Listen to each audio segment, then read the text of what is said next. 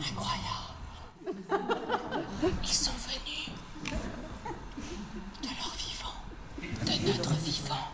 Et mes flancs, comme j'ai envie de tourner et retourner le dos sur mon épine dorsale, d'un côté à l'autre au rythme de mes plaintes, pour des complaintes sans fin chargées de larmes. C'est la musique qu'entendent les malheureux quand le malheur impose le silence à leur cœur. Vous entrez dedans? Oui, ils entrent. Mais qu'est-ce que vous racontez? On sent que ça vibre. Ah, mais je sens rien du tout. Mais non! Si, il ne faut pas s'impatienter, ça prend du temps, la catharsis. Attention!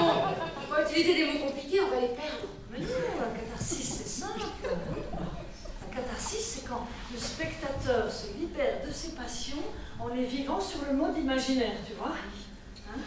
Quand il s'identifie à l'action qui est jouée devant lui. Vous êtes le public, et ce soir, on va vous faire vivre des expériences de spectateurs.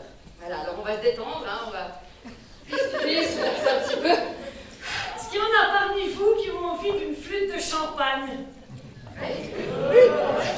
Le théâtre, messieurs, dames, c'est avant tout une question d'énergie, vous voyez? Cette énergie électrique, de l'énergie chimique, de l'énergie sonore, lumineuse, électromagnétique, c'est simple.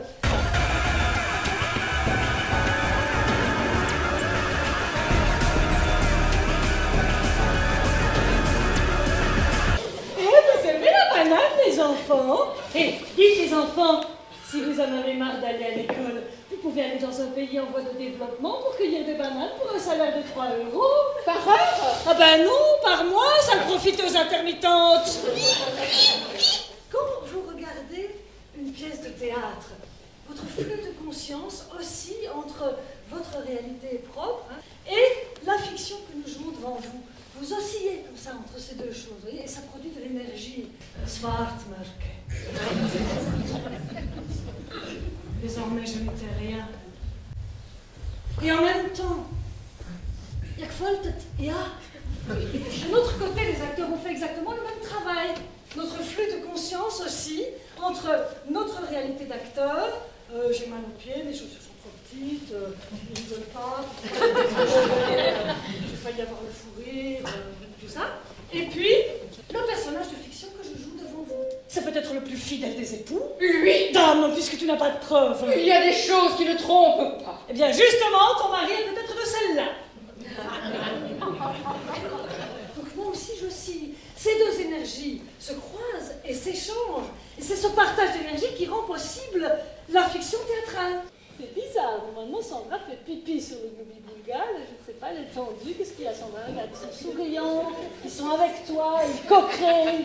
Et c'est vous qui décidez, messieurs, dames, si vous voyez l'acteur ou le personnage. Mais si ici ça se passe bien, et si en plus vous décidez de voir le personnage, alors vous vous mettez à créer avec nous une autre réalité. Il rit pas. Mais si, il continue. Il rit pas, ils n'ont pas de plaisir. Qui? Vous n'avez pas de plaisir? Vous n'avez pas ri? Non, il a même baillé. Vous savez la différence qu'il y a entre un saumon et un homard? Non, je ne pense pas. Hein? Aucune!